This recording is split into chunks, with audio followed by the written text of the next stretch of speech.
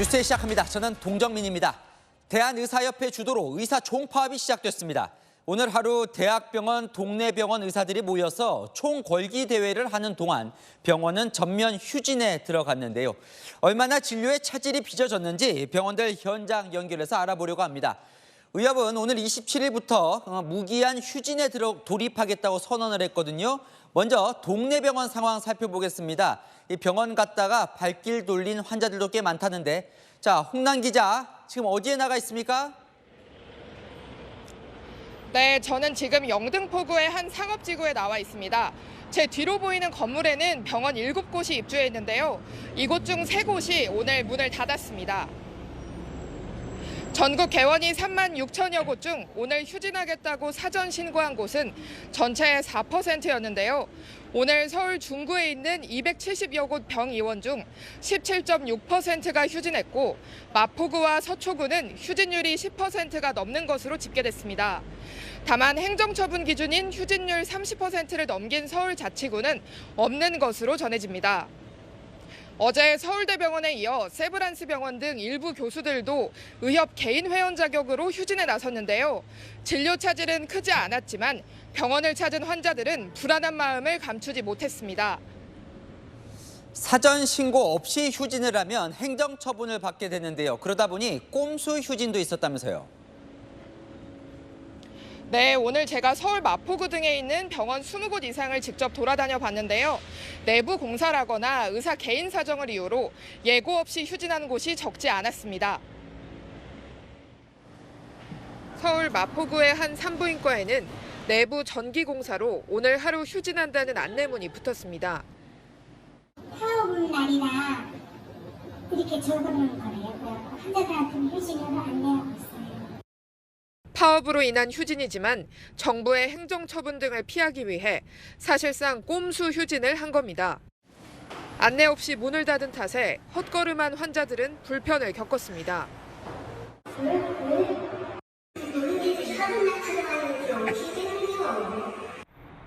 일부 지역 맘카페 등 온라인 커뮤니티에는 휴진 병원 리스트가 공유되고 이들 병원에 대한 불매 움직임도 보였습니다. 채널A 뉴스 홍란입니다. 대형 병원 상황 알아보겠습니다. 아무래도 중증 환자들이 많다 보니 더 걱정인데요. 빅5 병원을 넘어 암 환자의 보루조 국립암센터까지 집단 휴진을 논의 중이라고 합니다. 김민환 기자, 암 환자들 애가 타겠는데요. 네, 보시다시피 외형적으로는 정상 운영 중인 것으로 보입니다.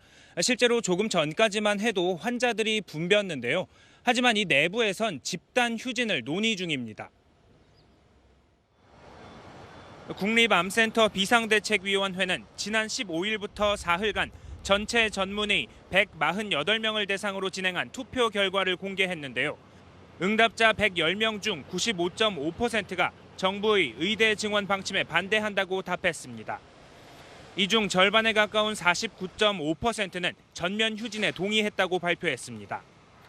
앞서 정부는 암 환자의 진료 공백을 최소화하기 위해 국립암센터 병상을 최대한 가동하겠다고 발표했지만 그마저도 위태로운 상황입니다.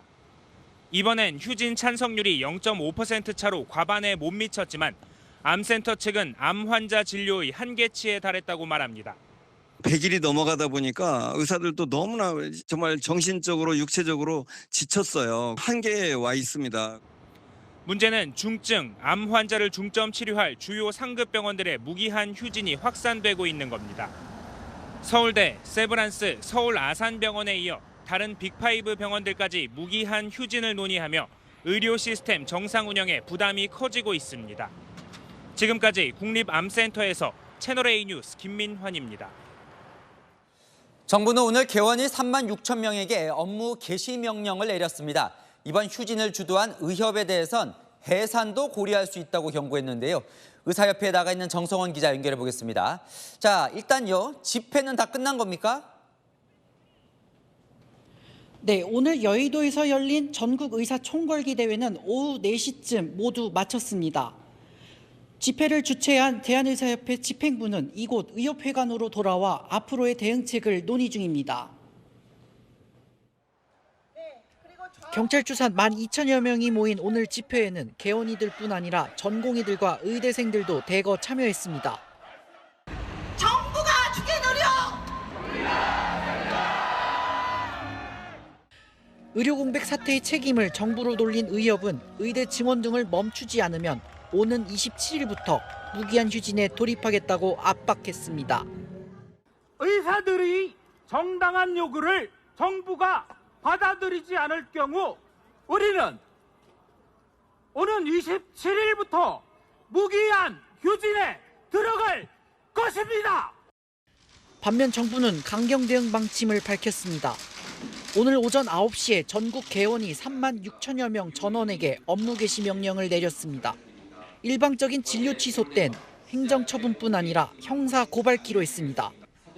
집단 휴진을 주도한 대한의사협회에 대해선 법인 해산 조치까지 거론했습니다. 또 따르지 않는 경우는 이제 임원의 변경을 할 수도 있고 또 극단적인 경우에는 뭐 법인의 해산까지도 가능합니다. 계속된 강대강 대치 속 의료 대란의 실마리 찾기가 쉽지 않은 상황입니다. 지금까지 대한의사협회에서 전해드렸습니다. 지금부터는 긴장감이 높아지고 있는 접경지로 가보겠습니다. 북한군 20여 명이 오늘 오전 군사 분계선을 침범해 밑으로 내려왔습니다. 9일 만에 또 내려온 건데요. 우리 군의 경고 사격을 받고 돌아가긴 했다는데 왜 이러는 걸까요? 김용성 기자입니다. 북한군 20여 명이 중부전선 비무장지대 내 군사분계선 MDL을 침범한 것은 오늘 오전 8시 30분쯤. 작업복 차림의 북한군들은 곡괭이 등 작업 장비를 들고 MDL 약 20m를 넘었고 우리 군이 경고 방송에 이어 경고 사격까지 하자 북으로 돌아간 것으로 알려졌습니다. 북한군의 MDL 침범 도발은 9일 전과 비슷한 양상으로 이번에는 지난 침범 지역이었던 경기 연천에서 동쪽으로 40에서 50km 정도 떨어진 강원 화천과 철원 경계 지역으로 전해졌습니다. 북한군은 대규모 인원을 투입해 비무장지대 내에서 지뢰 매설, 방벽 설치 등 다양한 작업을 하고 있는데 우리 군은 이번에도 작업 인력들이 수풀에 가려진 군사분계선을 보지 못해 발생한 단순한 침범 사건으로 보고 있습니다. 북한군의 활동을 면밀하게 추적 감시하고 있으며 확고한 군사 대비 태세를 유지한 가운데 유엔사와 긴밀히 공조하고 있습니다. 하지만 군 안팎에선 짧은 기간 북한군의 잇단 MDL 침범은 이례적이라는 해석이 나옵니다. 군 소식통은 북한이 긴장감을 조성하거나 우리 군의 동향을 파악하기 위해 의도적으로 침범을 했을 가능성도 배제할 수 없다며 우려했습니다. 우리 군은 9.19 남북 군사합의 파기 이후 북한에 대한 대응 단계를 5단계에서 4단계로 줄이는 등 즉각 대응하고 있다고 밝혔습니다. 채널A 뉴스 김용성입니다. 북한군의 심상치 않은 동향은 더 있습니다. 북한군 수십 명이 북방 한계선 일대에 지뢰를 매설하다가 폭발해 다수가 사망한 것으로 파악됐습니다. 최근 DMZ 내 이 북한군 수천 명이 다양한 군사 활동을 하는 게 포착되고 있습니다. 이어서 이솔 기자입니다. 북한 군인들이 몸을 쪼그린 채 땅에 무언가를 심습니다. 또 다른 지역에서도 보호 장비 없이 작업 중인 모습이 포착됩니다. 모두 비무장지대 안에서 지뢰를 매설하고 있는 모습으로 합동참모본부가 오늘 우리 군의 감시 카메라에 찍힌 북한군의 작업 모습들을 이례적으로 공개했습니다. 그중에는 지뢰 폭발로 연기가 나는 모습도 포착됐습니다.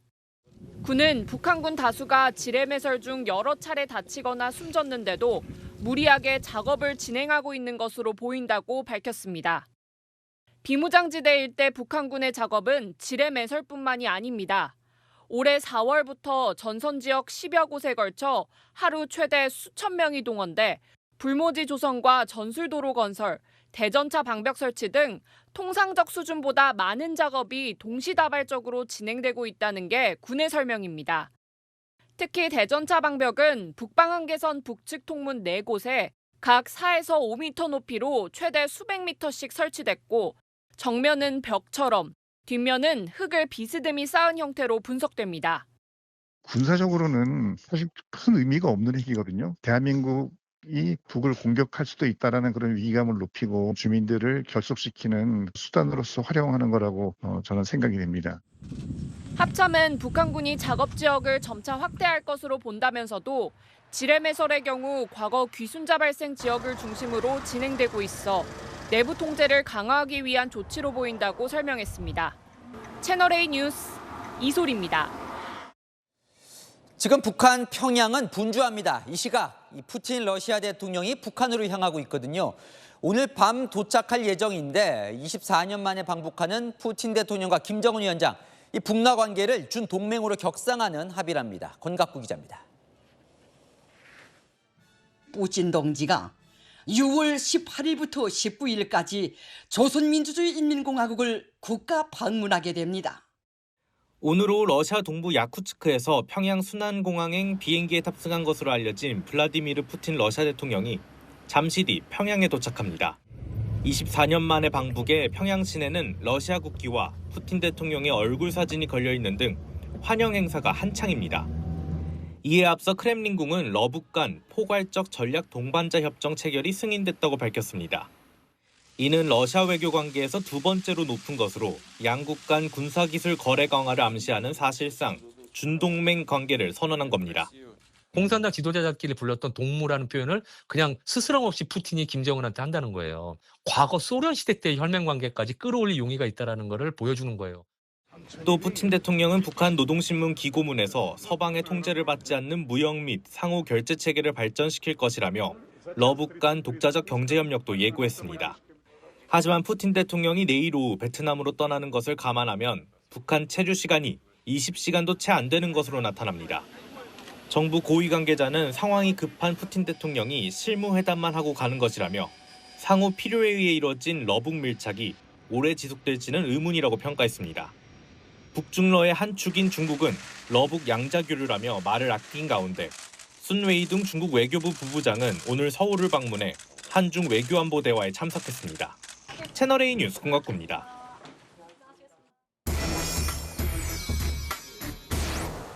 네, 아는 기자 외교안보 국제부 김민곤 기자 나와 있습니다. 이거 한번 짚어봐야 돼요.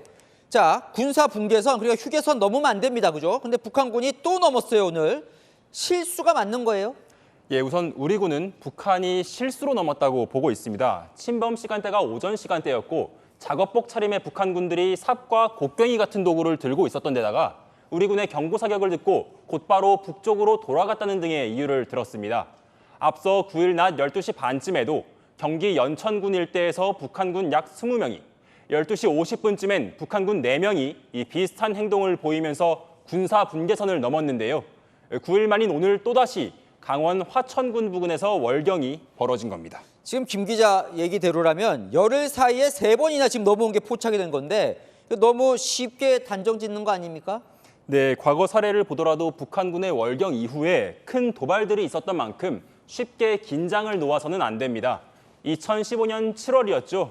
북한군 10명 정도가 강원 철원군 인근에서 군사분계선을 침범했다가 경고 사격을 받고 돌아갔습니다. 바로 다음 달 목함 지뢰 도발이 발생했습니다. 더 앞선 2002년 6월도 마찬가지입니다. 북한 경비정이 연이어서 서해 NLL을 침범했지만 당시 우리 군은 우발적 월선이라고 판단을 했습니다. 결국 기습 공격을 당해서 제2연평해전이 발발을 했습니다. 북한군의 단순 월경이라는 우리 군과 정부의 발표가 다소 성급하다는 지적이 나오는 이유입니다. 왜냐하면 계속해서 한번 지켜봐야 돼요. 또 어떤 일이 벌어질지 모르니까. 왜 또 긴장을 하냐면 지금 한 달 사이에 군사 분계선만 침범한 게 아닙니다. 그죠? 다양한 도발이 벌어지고 있어요. 네, 그렇습니다. 특히 다양한 형태로 지금 방금 말씀하신 것처럼 도발이 이루어지면서 큰 도발의 전조가 아니냐는 관측이 나옵니다. 지난달 28일을 시작으로 모두 4번에 걸쳐서 오물풍선이 날아들었습니다. GPS 교란 공격도 비슷한 시간대에 닷새 연속으로 이뤄졌고요. 지난달 30일엔 초대형 방사포를 18발이나 발사하는 도발도 감행을 했습니다. 자, 앞서 보도 보면 북한군 수천 명이 또 비무장지대에서 방벽을 짓거나 지뢰를 매설하고 있다. 이것도 좀 이례적인 거 아닙니까? 네, 말씀하신 대로 북한은 하루에만 수천 명 장병을 투입해서 비무장지대에 투입을 하고 있습니다. 여러 작업들을 진행을 하고 있는데요. 보통 북한은 봄, 가을 훈련이 끝난 다음에 장애물이나 경계력을 보강해 왔지만 최근 작업은 통상적 수준보다 더 활발하다는 게 우리 군의 판단입니다. 일단 군사분계선으로부터 북쪽으로 2km 떨어진 북방 한계선 선상 4곳에 대전차 방벽을 세우고 있습니다. DMZ 출입문 역할을 하는 통문을 방어하기 위한 목적으로 우리 군은 추정 중입니다. 지뢰 매설도 활발합니다. 대형 굴착기와 같은 중장비도 포착이 됐고요. 해가 뜰 때부터 질 때까지 작업이 이뤄진다고 우리 군은 밝혔습니다. 우리 군도 대응을 하고 있을 텐데 어떻게 하고 있어요? 예, 우리 군은 북한의 행동이 정전협정 위반의 소지가 있다고 보고 유엔사에 관련 정보를 공유하고 있는 만큼 북한의 행동을 그대로 따라하기는 어려운 게 현실입니다. 그렇다면 북한에 맞대응할 수는 없는지 제가 군에 직접 물어봤는데요. 한 군 관계자는 이렇게 설명을 하더라고요. 북한이 우리 군의 수색 정찰 활동을 지켜보는 만큼 평소와 인력을 달리 투입하거나 불시의 작전에 들어가면서 북한에 긴장감을 주는 조치들을 진행하는 것으로 안다고 말을 했습니다. 네, 잘 들었습니다. 아는 기자 김민공 기자였습니다. 다음 소식입니다. 국민의힘 전당대회 구도가 윤곽을 드러내고 있습니다. 나경원 의원이 이르면 모레쯤 출마를 선언할 예정이고 한동훈 전 비대위원장도 후보 등록을 앞둔 오는 일요일쯤 등장할 걸로 보입니다. 대세 한동훈과 현역 나경원의 대결이 예상됩니다. 이현재 기자입니다. 나경원 국민의힘 의원이 당대표 출마 의사를 굳히고 이르면 모레 국회에서 출마 선언을 할 것으로 전해졌습니다. 나 의원은 한동훈 전 비대위원장과의 차별화 지점으로 원내 당대표를 강조하고 있습니다. 마지막 순간까지 본회의장에 같이 있을 수 있는 당대표가 누구냐의 문제가 있고요. 여러 가지 조율을 하는 데 있어서의 좀 그런 원외 당대표로서는 다소 한계가 있지 않겠느냐. 한 삼선 의원은 채널A에 나 의원이 출사표를 던지면 현역 의원 상당수가 모여들 것이라고 말했습니다. 대권 도전을 위해 지방선거 전에 물러나야 하는 대표보다는 임기를 채우며 공천권을 행사할 사람에게 쏠리지 않겠냐는 겁니다. 친윤계도 한 전 위원장 대항마로 나 의원 쪽에 힘을 싣는 분위기입니다. 반대되는 어떤 인물을 내세운다 이제 이런 뜻인데 그런 차원으로 친윤을 아주 축소해서 본다면 나경원 의원 얘기가 많이 나오는 건 사실이에요. 당 내외에서. 나 의원은 친윤, 비윤 어떤 표든 가리지 말아야 한다며 특정 계파 후보라는 데 선을 그었습니다. 한 전 위원장도 후보 등록에 앞서 23일쯤 출마를 선언할 거라는 관측이 나옵니다. 출마가 기정사실화되면서 당내 견제 수위도 높아지고 있습니다. 총선 백서특위 위원장인 조정훈 의원은 한동훈 아니면 안 된다는 여론을 만드는 건 해당 행위라며 어대한 기류 견제에 나섰습니다. 채널A 뉴스 이현재입니다. 개혁신당이 언론은 애완견 발언 논란에 휩싸인 이재명, 양문석 두 의원에 대해 윤리위 제소에 나섰습니다. 이 대표도 이 전체 언론을 향한 발언은 아니었다며 첫 해명을 내놨지만 친명계는 애완견도 순화한 표현이라며 언론 혐오성 발언을 쏟아냈습니다. 우영기 기자입니다. 개혁신당이 검찰 애완견 발언으로 언론 비하 논란을 일으킨 이재명 대표와 양문석 의원을 윤리위에 제소하기로 했습니다. 국회의원의 품위 유지 의무를 어겼다는 겁니다. 개딸들을 결집시키기 위해서인지 아니면 너무 초조한 나머지 극단적인 피해자 코스프레를 하는 건지 이렇게 애완견으로 폄하하는 것은 결코 있어서는 안 되는 일이고 윤리위 제소를 위해선 국회의원 20명의 동의가 필요한데 개혁신당 현역 의원은 3명뿐 민주당 의원들에게 동참을 요구했습니다. 대통령 눈치 보지 말고 표결에 참여해라. 왜 국민의힘 의원들한테만 그럽니까? 본인들은 왜 잘못된 걸 보고도 당대표에 대해 가지고 왜 한마디도 꼼짝도 못합니까? 오늘도 친명계 인사들은 이 대표의 애완견 발언은 순화된 표현이라며 언론 비판 발언을 이어갔고 양문석 의원도 재차 원색적인 비판을 쏟아냈습니다.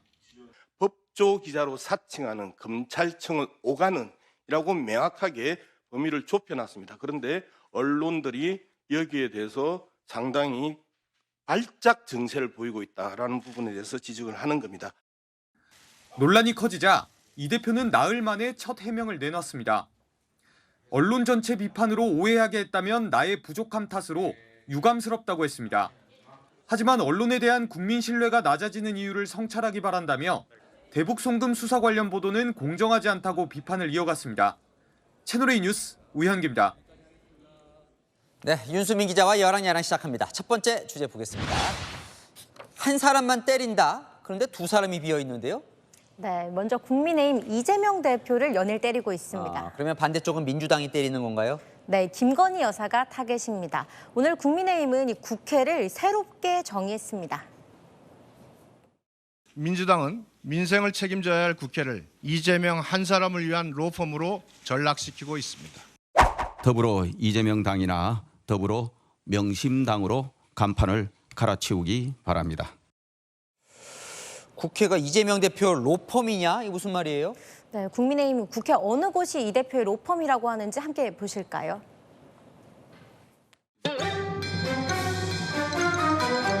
수원지방법원을 골라서 일부러 이재명 대표를 기소한 것이고 새로 기소된 이재명 대표 이 배당에 대해서 이제 전자배당이라고 하셨나요?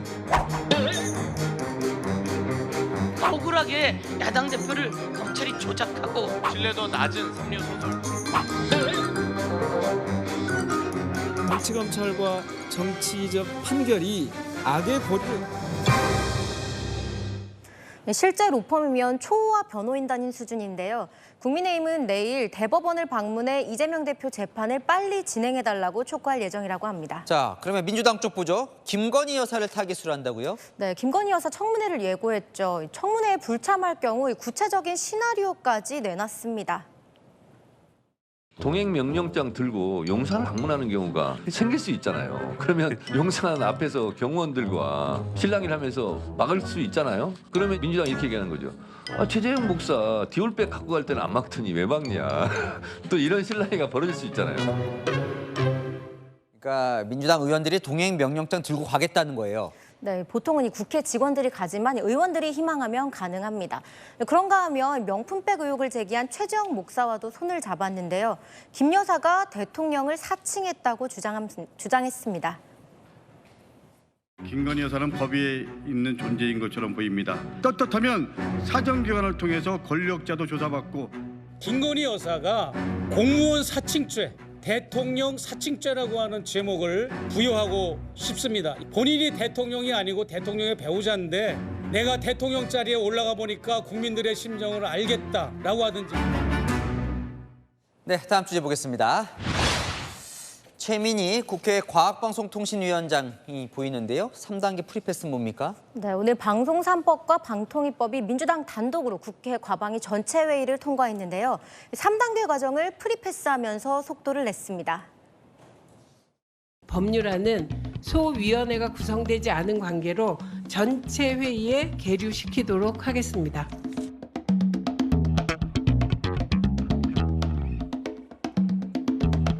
이 법안이 빠르게 올라가는 것보다 속도 조절을 하자는 이준석 위원님의 말씀을 제가 수용하지 못하는 점에 대해서는 죄송하게 생각합니다. 가결되었음을 선포합니다. 상정부터 전체 회의 통과까지 딱 4일이 걸린 겁니다. 공영방송 이사 추천권을 확대하는 법인데 저 방송 3법 대통령이 거부권을 행사했었고요. 와, 4일이면 빠르긴 합니다. 네, 지난 21대 국회에서 방송 3법은 이 발의부터 상임위 통과까지 약 7개월 걸렸거든요.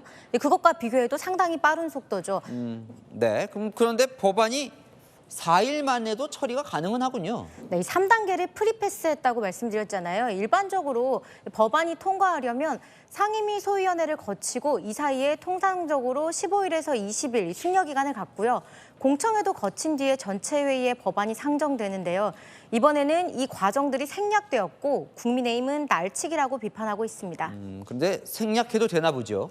민주당은 국민의힘 탓을 하고 있습니다. 국민의힘이 회의에 들어오지 않아서 소위원회가 구성되지 않았다고요. 소위가 없다 보니 바로 전체 회의에서 논의에 통과했다는 거죠. 소위 공청회 통해서 국회 안팎의 의견을 충분히 반영하라는 게 본래 취지인데 과속하다가 탈나지 않을까 걱정입니다. 네, 지금까지 여랑야랑이었습니다. 네, 골프 여제 박세리가 기자회견을 열고 최근 아버지와의 법적 분쟁에 대해서 직접 설명했습니다. 아버지의 빚 때문에 생긴 부녀 간의 갈등을 담담히 언급하다가 끝내 눈물을 쏟았습니다. 아버지의 빚을 갚아주는 것도 이제 한계가 왔다고 했습니다. 배준석 기자입니다. 아버지와의 법적 분쟁을 불사할 만큼 굳은 마음으로 기자회견을 자청했지만 박세리 씨는 끝내 눈물을 흘렸습니다. 저는 눈물이 안 날 줄 알았어요, 진짜. 정말 가족이 저한테 가장 컸으니까. 법적 분쟁의 원인은 아버지의 지속적인 채무 때문이었습니다. 꽤 동안 이 상황이 있었던 거는 사실이에요. 한 번 정리가 되면 또 다른 게 수면으로 올라오고 거짓말처럼 줄을 서 있는 것처럼 기다린 것처럼 매번 그렇게 해왔었어요. 더 이상 제가 책임지진 않겠다고 확실히 말씀드리고자 이 자리에 오늘 나온 것도 확실하고요. 기자회견을 자청한 건 과장되거나 잘못된 사실을 바로잡기 위해서였습니다. 먼저 자택이 경매로 나왔다는 보도에 대해 해명했습니다. 현재적으로는 경매에 나가서 나와 있지는 않아요. 제가 법적으로 올바르게 다 최면 변제를 하고 제 명의로 다 집을 인수했기 때문에 아버지의 빚을 갚아주고 지분을 인수한 상황이라 조만간 법적 분쟁이 끝날 거란 설명입니다. 또 자신의 재단 운영을 접을 것이란 보도도 사실이 아니라고 했습니다. 은퇴한 이후 박세리 씨는 골프를 비롯해 여러 스포츠 꿈나무를 도우며 제2의 인생을 시작했습니다. 아버지의 채무와 확실히 선을 그은 것도 꿈나무 사업을 지키기 위해서였습니다. 유망주들을 위해서 제가 조금이나마 도움이 될 수 있는 사람으로 살아가기 위해서 노력하고 있습니다. 오늘 이후부터는 그 마음이 더 굳건해질 것 같습니다. 채널A 뉴스 배준석입니다.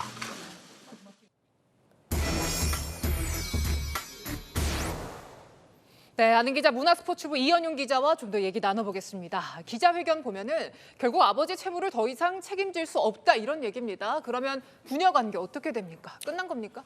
네, 오늘 기자회견에서 이런 사태를 미리 막을 수는 없었느냐 이런 질문도 있었는데요. 네. 이 박세리 이사장은 한참을 말을 못하고 눈물까지 흘렸습니다. 이 아버지와의 관계가 회복될지는 아직 모르겠다고 했습니다. 저는 그냥 제 갈 길을 갔고 저희 아버지도 아빠가 가셨으니까 제 인생이니까 저는 이제 제가 제 인생을 선택을 했고. 네, 박세리 이사장은 지난해 고소 사건 이후 아버지와는 연락을 하고 있지 않다고 했습니다. 네, 부녀지간도 그렇고 뭐 워낙 유명했던 가족이라서 더 충격적인 것 같습니다. 그렇습니다. 이 박세리 이사장이 그 유명한 이 맨발의 투혼을 보여줬던 1998년 US 오픈 때 영상을 한번 보시죠. 이때를 되돌아보기 위해 미국에서 만든 영상인데요. 미국에서도 당시 박세리 부녀를 주목했었습니다. But she came up well short, and father and daughter agonized together.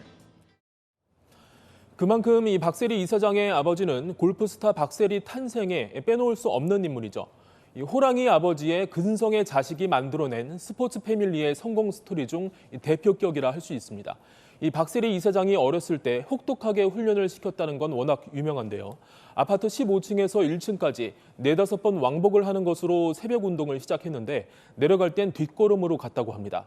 이 담력을 키우기 위해서 투견장에도 여러 번 데려갔다고 합니다. 또 무덤 옆에서 스윙 연습을 했다는 일화도 전설처럼 남아있죠. 무덤 있는 앞에다 텐트를 치면 그렇게 따뜻하고 좋더라고요. 그러니까 우리는 그런 건 모르지만 세리는 무서웠겠죠, 그때 당시에. 뭐 이런 아버지의 노력을 잘 아는 박세리 씨는 대중들에게도 효녀로 유명했잖아요. 네, 이 가정 형편이 워낙 어려웠기 때문에 이 박세리를 선수로 키우느라 빚이 많았다고 합니다. 이 박세리 이사장은 여러 TV 프로그램에서 자신이 받은 상금을 모두 부모님에게 드렸다는 얘기를 해왔습니다. 상금만 200억 원 가까이 됐다고 합니다. 참 애틋했는데 돈 문제 때문에 이렇게 금이 갔다는 게 좀 씁쓸합니다. 그렇습니다. 이 박세리 씨 외에도 골프계에서는 성공한 선수의 아버지가 채무 관계 때문에 선수가 곤욕을 치렀던 사례가 여러 건 있습니다. 그 아버지가 골프계에 발을 못 붙이도록 이른바 블랙리스트에 오른 일도 있는데요. 이 박세리 씨도 효녀로 유명했지만 이 갚아도 사라지지 않는 아버지의 채무 앞에서는 다른 도리가 없었습니다. 제가 할 수 있을 거라고 생각은 했었어요. 그러니까 좀 되게 바보가 수도 있는데 그러면 그럴수록 더 일이 커졌던 것 같고. 박세리 씨는 오늘 정말 용기를 내 기자회견을 열었다고 했고요. 유소년 육성을 비롯해서 제2의 인생 목표를 위해 확실히 정리할 건 정리하겠다고 밝혔습니다. 네, 알겠습니다. 아는 기자 이현영 기자였습니다. 최태원 SK그룹 회장과 노소영 관장의 이혼 소송 소식으로 이어갑니다. 법원이 어제는 판결문 문구를 고치더니 오늘은 이례적으로 입장문까지 냈습니다. 잘못된 계산은 인정하면서도 판결 결론에는 영향이 없다고 밝혔는데요. 최 회장 기여도를 또 고쳐서 논란입니다. 김지윤 기자입니다. 최태원 SK그룹 회장 이혼 소송 판결문 오류 지적 하루 만에 법원이 이례적으로 사과했습니다. 재판부는 잘못된 계산이나 기재가 발견돼 사후에 경정함으로써 번거롭게 해드려 송구하게 생각한다고 밝혔습니다. 하지만 결론은 잘못되지 않았다고 선을 그었습니다. 재판부는 대한텔레콤 주식이 1998년 최종현 선대회장 사망 당시 1,000원이었는데 100원으로 잘못 기재했습니다. 하지만 이 실수는 중간 단계에 한정되는 거고 1994년 주식 취득부터 따지면 재산 분할 액수에 영향을 주는 게 아니라는 겁니다. 하지만 재판부는 최태원 회장 기여도를 또 고치면서 오락가락하고 있습니다. 어제는 355배에서 35.6배로 고쳤는데 오늘은 160배라고 설명했습니다. 평가 기준을 최종현 회장 사망부터 2009년 SK CNC 상장까지 잡았다가 변론 종결일인 지난 4월로 다시 잡은 겁니다. 결론에 영향을 주지 않았다는 재판부 설명과 달리 판결문 결론 부분에서도 대한텔레콤 주식은 100원이라는 표현이 등장합니다. 100원짜리 주식이 16만 원이 됐으니 최태원 회장 부부가 160배로 회사를 키운 건데 2심 판결에선 1600배로 계산을 해버린 겁니다. 최 회장 부부가 성장한 규모가 커질수록 노소영 관장이 가져가는 몫도 올라갑니다. 단순 오기를 넘어 기준도 오락가락하면서 대법원 판단에도 영향을 미칠 수 있다는 지적이 나옵니다. 채널A 뉴스 김지윤입니다. 최태원 회장 측 변호인단은 추가 반박에 나섰습니다. 항소심 재판부가 판결문에 없던 새로운 숫자를 거론했다며 그런 판결문을 또 고칠 건지 해명해야 한다고 요구했습니다. 이어서 정현우 기자입니다. 최태원 회장 측 변호인단은 반박 자료를 내고 법원이 말을 바꿨다고 주장했습니다. 어제 재판부가 최종현 선대회장과 최태원 회장 기여도를 125배, 35.5배로 고쳤는데 오늘 설명 자료에선 125배, 160배라는 새로운 숫자를 들고 나온 점을 꼬집었습니다. 당초 재판부는 최 회장과 노소영 아트센터 나비 관장의 혼인관계가 2019년 파탄에 이르렀다고 봤습니다. 이를 기준으로 재산분할 기여도를 계산했는데 올해 4월까지로 기간을 넓혀 최 회장 기여도를 다시 계산한 걸 문제 삼은 겁니다. 최 회장 측 변호인단은 이런 숫자 변동에도 판결에 영향이 없냐며 사실상 추가 판결을 낸 것 같다고 말했습니다. 왜 기준을 올해까지 늘려 계산했는지, 판결문을 한 번 더 고칠 건지도 해명이 필요하다고 말했습니다. 앞서 변호인단은 잘못된 기여도 계산이 노 관장에게 1조 3,808억 원을 주라는 판결의 핵심 근거가 됐다고 강조한 바 있습니다. 단순히 숫자를 고쳐서 해결될 문제가 아니라고 봅니다. 이 부분은 판결 논리의 뼈대이자 구조이자 기본 근거이기 때문입니다. 최 회장 측 변호인단은 판결문 경정이 유효한지 대법원에 이의 제기하는 것을 검토하고 있습니다. 또 이번 주 중 대법원에 상고장을 제출하고 항소심 판결의 여러 오류를 다투겠다는 입장입니다. 채널A 뉴스 정현우입니다. 음주 뺑소니 혐의를 받아온 가수 김호중 씨가 오늘 재판에 넘겨졌습니다. 음주운전 혐의는 빠졌는데요. 혈중 알코올 농도를 정확히 알 수 없어서입니다. 남영주 기자입니다. 맞은편 차선에 택시를 들이받고 그대로 달아난 트로트 가수 김호중 씨. 검찰이 오늘 김 씨를 구속 상태로 재판에 넘겼습니다. 경찰이 넘길 때 김 씨에게 적용된 혐의는 특정범죄 가중처벌법상 위험운전치상, 도주치상, 도로교통법상 사고 후 미조치, 음주운전, 범인 도피교사 이렇게 5개였습니다. 하지만 검찰은 음주운전 혈미는 빼고 기소했습니다. 앞서 경찰은 알코올 분해값 등을 토대로 역산하는 위드마크 공식을 적용해 사고 시점 김 씨의 혈중 알코올 농도를 0.031%로 봤습니다. 하지만 검찰은 법원에서 증거 채택이 어렵다고 보고 최종적으로 혐의에서 뺀 겁니다. 사고 후 맥주를 마시고 17시간이 지난 뒤 경찰에 출석한 걸 고려한 겁니다. 검찰은 조직적 사법방해로 음주 처벌이 어려워진 대표 사례라며 사고 후 의도적인 추가 음주에 대한 처벌 규정 신설을 추진하겠다고 밝혔습니다. 최대 징역 5년의 음주운전 혐의는 빠졌지만 최대 징역 15년의 위험운전 치상 혐의를 법정에서 입증할 계획입니다. 또 검찰은 소속사 대표와 매니저에 대해선 차량 블랙박스 메모리를 없앤 게 드러나 각각 증거인멸 교사와 증거인멸 혐의를 추가했습니다. 한편 김 씨는 지난 13일 피해 택시기사와 합의했는데 앞으로 재판 과정에서 이 점이 참작될지 주목됩니다. 채널A 뉴스 남영준입니다. 고속도로 갓길에 서 있던 대형 화물차를 다른 화물차가 들이받았는데요. 음료수 캔 수천 개가 굴러떨어지면서 한동안 일대 교통이 마비됐습니다. 공국진 기자입니다. 고속도로 갓길에 25톤 화물차가 비상등을 켜고 서 있습니다. 또 다른 25톤 화물차가 속도를 줄이지 않고 그대로 들이받습니다.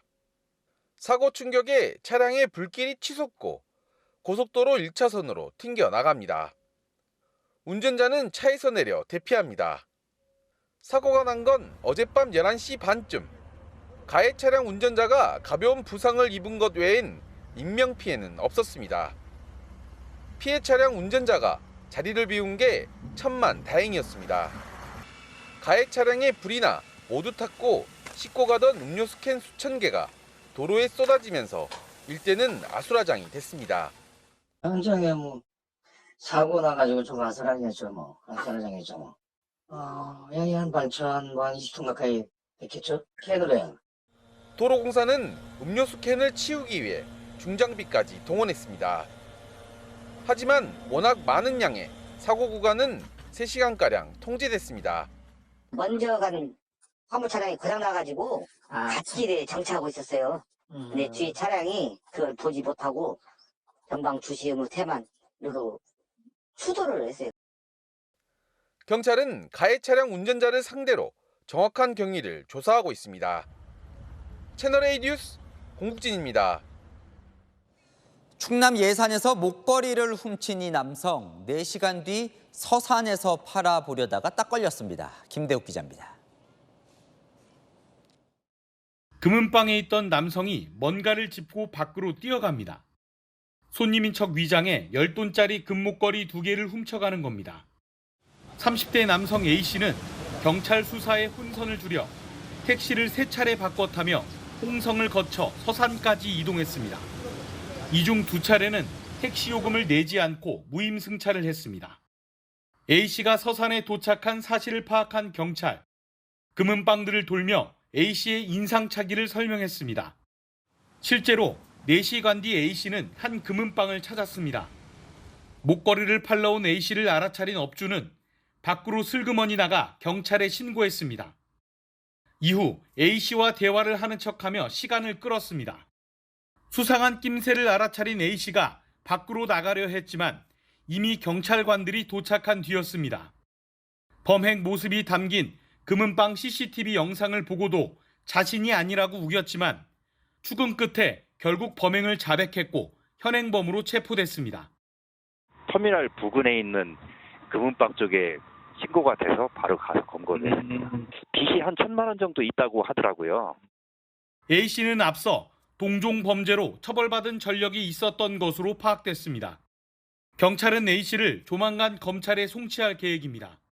채널A 뉴스 김대욱입니다. 민주당 김준혁 의원 총선 후보 시절 이대생 성상납 발언으로 논란이 됐었죠. 이화여대와 고 김한란 총장 유족이 오늘 김 의원을 명예훼손 혐의로 고소했습니다.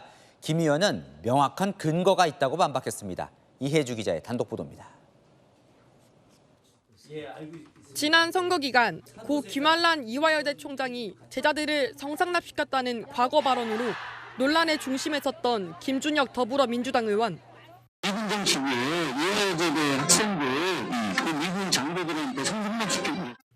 오늘 이화여대 학교법인 이화학당은 경기 남부경찰청에 김 의원을 명예훼손 혐의로 고소했습니다. 사실이 아닌 발언으로 김한란 총장과 이화여대 구성원의 이미지를 실추하고 여성을 모욕했다는 겁니다. 김 전 총장의 유족도 고인에 대한 역사적 평가를 훼손했다며 사자 명예훼손 혐의로 고소장을 제출했습니다. 하지만 김 의원은 반박했습니다. 역사학자로서 명확한 근거를 가지고 한 발언이 허위사실로 오보가 나오면서 제가 마치 여성 혐오나 성적으로 문제가 있는 사람처럼 매도되었습니다. 그러면서 미군 방첩대 정보보고서에 김한란 총장이 관여된 랑랑클럽 일부 회원이 매춘부 활동을 했다고 명시돼 있다고 주장했습니다. 이에 이대 측은 보고서에 매춘부 주장은 허위란 내용도 적혀 있지만 이 부분을 빼고 언급했다며 반박했습니다. 이화여대 동문들도 오는 20일 김 의원을 고발할 계획입니다. 채널A 뉴스 이혜주입니다. 잊을만 하면 등장하는 중국 먹거리 위생 문제 소식입니다. 이번에는 중국 요리의 단골 재료인 거위와 오리 내장이 비위생적으로 가공되는 현장이 포착됐습니다. 김재혁 기자입니다. 축축한 바닥에 거위와 오리고기를 내팽개칩니다. 노란 플라스틱 박스에 고기를 담아 바닥에 질질 끌고 갑니다. 지난 4월 산둥성 빈저우와 허난성 칭펑현에 있는 육류식품 가공 공장의 비위생적인 환경이 중국 매체에 의해 폭로됐습니다. 작업자들은 내장을 바닥에 놓고 발로 밟아 배설물을 짜내기도 했습니다. 해당 업체는 위생 환경이 기준에 미치지 못해 규제 당국의 검사를 받아왔다고 인정했습니다. 之前也有啊，当地的那个政府部门也过来检查，但正好那段时间吧，新换了一批工人，可能刚换了，当时要求的不是。 거위와 오리는 중국 외식 메뉴로 선호되는 훠거의 인기 재료여서 이번 폭로로 파문이 일 것으로 보입니다. 중국 먹거리 위생 문제는 이뿐만이 아닙니다. 앞서 인터넷상에는 훠거를 파는 가게 안에서 버젓이 쥐가 돌아다니는 영상이나 훠거 안에 박쥐가 나오는 엽기적인 사례가 연달아 공개되기도 했습니다. 지난해 저장성의 유명 프랜차이즈 식당에선 쥐가 고기를 뜯어먹는 모습이 찍혔고 칭따오 맥주 원료에 소변을 봐 오줌 맥주라는 오명도 생겼습니다. 식품위생 관리 문제가 연달아 터지면서 중국 내 여론도 들끓고 있습니다. 채널A 뉴스 김재혁입니다. 커피값이 비싸다라며 커피를 내던지는 진상 손님의 주인도 가만히 있지 않습니다. 급기야 망치를 들었는데요. 신무경 기자가 전합니다. 현지 시각 11일 미국 시애틀의 한 드라이브스루 카페에서 커피와 물을 주문한 남성. 22달러를 내라는 얘기에 사장과 갑자기 말싸움이 시작됩니다. 남성은 방금 받은 음료를 돌려줍니다.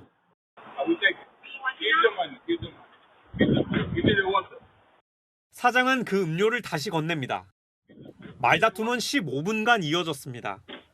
손님은 분이 안 풀리는지 음료를 받자마자 뚜껑을 열고 카운터를 향해 얼음물을 던집니다. 다른 손에 들고 있던 커피까지 쏟아버립니다. 이후 차에 타려는데 카페 여사장이 나와 망치로 손님 자동차 앞유리를 내려칩니다. 카페 사장은 남성이 소리치고 침을 뱉고 카페 창문을 열려고 해 위협을 느꼈다면서 망치로 창문을 내리친 건 스스로를 보호하려는 행동이었다고 주장했습니다. 가격표가 붙어 있어 단골 고객인 남성이 음료 가격을 몰랐을 리 없다고도 덧붙였습니다. 커피 테러에 경찰이 출동했고 카페 여사장은 남성 손님을 폭행 혐의로 고소했습니다. 채널A 뉴스 신무경입니다. 이탈리아 인근 해상에서 난민들이 탄 배가 침몰해서 수십 명이 숨지거나 실종됐습니다. 아름다운 이곳 지중해 연안이 난민들에게는 죽음의 뱃길이 된 지 오래입니다. 박수유 기자입니다. 바다 한가운데에 얇은 기둥이 삐쭉 솟아 있습니다. 돛대만 남긴 채 물속에 잠겨버린 선박입니다. 현지 시각 어제 이탈리아 남부 칼라브리아 해변에서 약 160km 떨어진 해상에서 70여 명의 난민들이 타고 있던 선박이 침몰했습니다. 구조선이 사고 현장에 긴급 출동했지만 1명이 숨졌고 최소 60명이 실종된 것으로 알려졌습니다. 12 migranti molto provati, molto sofferenti, bacini rotti, braccia, gambe, qualche contusione alla nuca, alla fronte. 같은 날 이탈리아 최남단 람페두사 섬 인근 해역에서도 난민 61명을 태운 목선이 침몰했습니다. 51명이 구조됐지만 나머지 10명은 시신으로 발견됐습니다. 사고가 난 두 선박에 타고 있던 이들 대부분은 튀니지, 이라크, 시리아, 이집트 등지에서 유럽으로 향하던 미립국자들이었던 것으로 알려졌습니다. 이탈리아 남부 지중해 연안은 아프리카 지역 출신 난민들이 주로 이용하는 탈출 항로지만 돌변하는 날씨 탓에 죽음의 뱃길로도 불립니다. UN 국제이주기구는 최근 10년간 이 항로에서 2만 3천여 명이 목숨을 잃었다고 밝혔습니다. 채널A 뉴스 박수유입니다. 중국이 극과 극의 이상기후에 시달리고 있습니다. 남부지방에는 폭우가 쏟아져서 홍수가 나는데 북부지방은 극심한 폭염과 가뭄이 이어집니다. 베이징에서 이윤상 특파원입니다. 우산을 쓰고 급히 다리를 건너는 한 주민. 뒤돌아 다시 건너려는 순간 급격히 불어난 물살에 다리가 산산조각 납니다. 건물 지붕만 남긴 채 흙탕물 속으로 통째 사라진 마을에선 군인들이 배를 타고 구호품을 전달합니다. 중국 남부 광둥성 메이저우시에는 그제 370mm의 폭우가 쏟아졌습니다.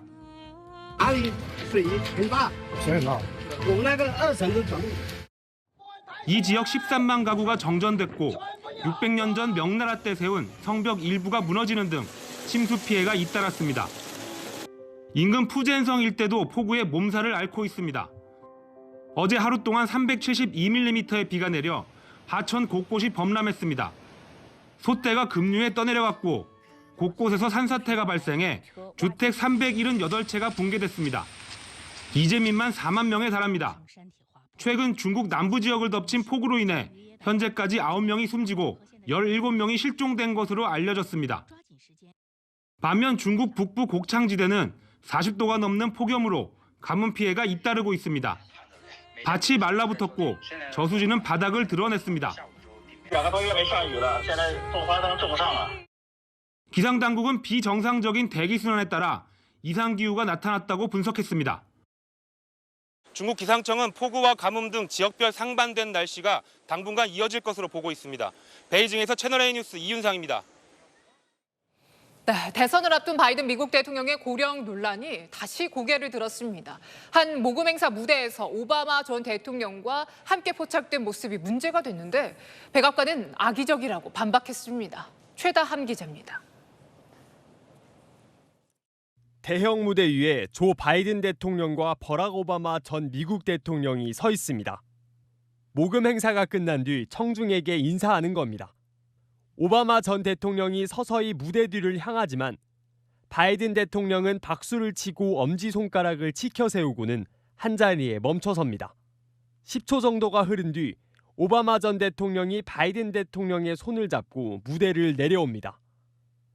이 영상이 퍼지면서 또 한 번 바이든 대통령의 고령 논란이 확산되고 있습니다. 지난 13일 G7 정상회의 때도 스카이다이빙 행사를 관람하던 중 바이든 대통령이 다른 정상들과 반대 방향으로 걸어갔고 다른 정상이 바이든 대통령을 안내하는 듯한 모습이 비춰지며 논란이 일었습니다. 백악관은 공화당과 보수적인 언론이 영상을 왜곡하고 있다고 반박했습니다. They're like family to each other, and I think that's what you saw. You saw the president put his hand on the back of President Biden, and they walked off the stage. 고령 논란은 도널드 트럼프 전 대통령도 피해가지 못하고 있습니다. 지난달 한 연설에서 30초 동안 침묵하는 모습을 보여줬기 때문입니다. They helped make America into the single greatest nation in the history of the world.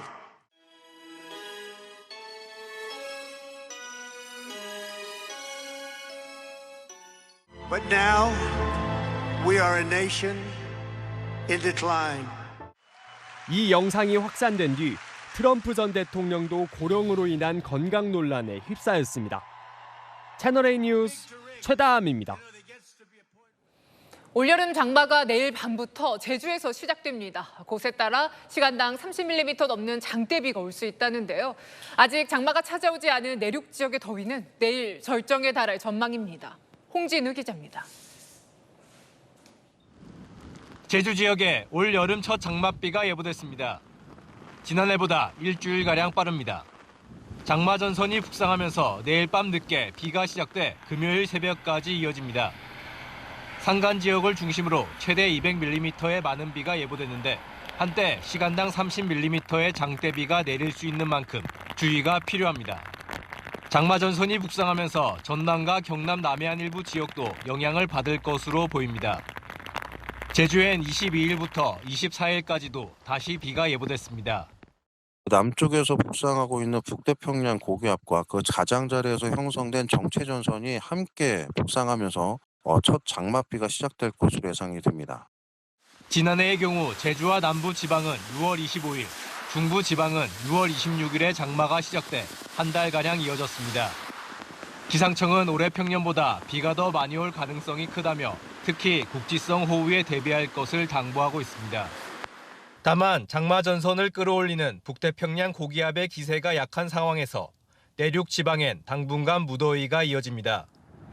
오늘도 경북 경산이 37도, 경남 밀양이 36도를 기록하는 등 무더위가 기승을 부렸고 폭염특보는 남부 지방을 넘어 중부 내륙까지 확대됐습니다. 폭염이 너무 빨리 와가지고 너무 더워서 지금 일하기가 너무 힘듭니다. 지금 뭐 한 20-30분마다 완전 물을 찾아야 됩니다. 무더위는 내일 절정에 달합니다. 서울은 내일 낮 기온이 35도까지 오르면서 폭염특보가 발효될 가능성이 있습니다. 채널A 뉴스 홍진우입니다. 장마가 코앞인데 기록적인 폭우에 사망사고가 났던 반지하촌 일대는 아직도 무방비 상태입니다. 물막이판 같은 침수 방지 시설 없는 곳 여전히 많습니다. 다시 간다. 김태우 기자입니다.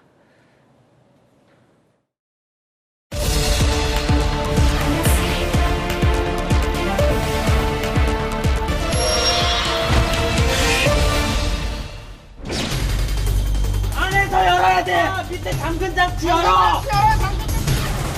지난 2022년 8월 폭우로 서울 신림동 반지하촌은 물바다가 됐습니다. 다수 사상자가 발생한 서울시는 며칠 뒤 반지하 대책을 내놨습니다. 대표적인 침수 취약지이자 열악한 주거 형태인 반지하 지하주택을 없애 나가겠습니다. 여름 장마가 다가오는 지금 어떻게 됐는지 다시 가봤습니다. 침수로 세모녀가 숨졌던 반지하 주택. 이곳은 참사 이후 2년째 텅 비어 있습니다. 바로 옆 반지하에 살던 주민은 인근 지상주택으로 이사했습니다. 비가 올 때마다 이 겁이 나는 거야. 이거 또 장기 어떡하나. 정부와 서울시는 이주비, 무이자 대출로 반지하 주민들의 지상 이주를 지원하고 있습니다. 하지만 여전히 반지하를 떠나지 못하는 주민들이 많습니다. 돈이 없으면 반지하에서 살아야 되는 거지 뭐. 지상으로 올라가면 벌써 집값이 다 나요. 보통 보면 할 수 없어 다 주저앉아 있어. 급한 대로 반지하 주택 창문과 출입구에 물막이판을 지원하고 있습니다. 하지만 물막이판 설치가 필요한 10곳 중 4곳꼴로 아직 지원이 되지 않았습니다. 서울 신림동에 있는 한 반지하 주택인데요. 창문엔 이렇게 물막이판이 설치돼 있지만 더 낮은 곳에 있는 현관문 앞엔 별다른 침수 방지 시설이 없습니다. 설치된 곳도 제 역할을 못하거나 관리가 엉망입니다. 물막이판을 끼우는 틀이 한쪽만 남아있거나 아예 뜯겨나갔습니다. 전선 구멍을 물막이판에 뚫어놔 물이 그대로 들어올 수밖에 없는 곳도 보입니다. 유지 관리에 대한 부분은 건물주 분들이 하는 게 맞아요. 저희가 그 부분까지 이렇게 하나하나 이렇게 하는 게 쉽지가 않습니다. 침수 취약 반지하 주택을 매입해 거주를 막겠다는 계획은 목표치의 절반도 채우지 못했습니다.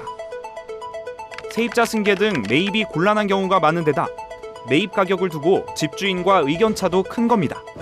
월세를 가지고 생활을 하시잖아요, 이런 분. 그래서 이제 이거 팔아도 뭐 딱히 갈 데도 마땅치 않고. 당장 내일부터 시작되는 장마 앞에 반지하 주택 주민들의 불안함은 계속되고 있습니다. 다시 간다, 김태우입니다. 심해지는 더위 속에 장마철도 본격 시작됩니다. 내일 밤 제주도에 내리는 비로 올해 장마가 시작되는 건데요. 시작부터 양이 많겠습니다. 모레 제주 산간에 200mm 이상이 강하게 쏟아지겠습니다. 한편 폭염주의보가 전국 많은 지역으로 확대된 가운데 더위는 내일 절정에 이르겠습니다. 서울 기준 최고 35도로 오늘보다 2도 더 높겠고요. 오늘 가장 더웠던 경산도 36도가 되겠습니다. 내일 저녁까지 전국이 맑은 가운데 자외선이 무척 강하겠고 아침에는 서해안을 중심으로 안개가 짙겠습니다. 내일 아침 기온은 21도 안팎, 낮 기온은 많은 지역에서 35도를 웃돌겠습니다.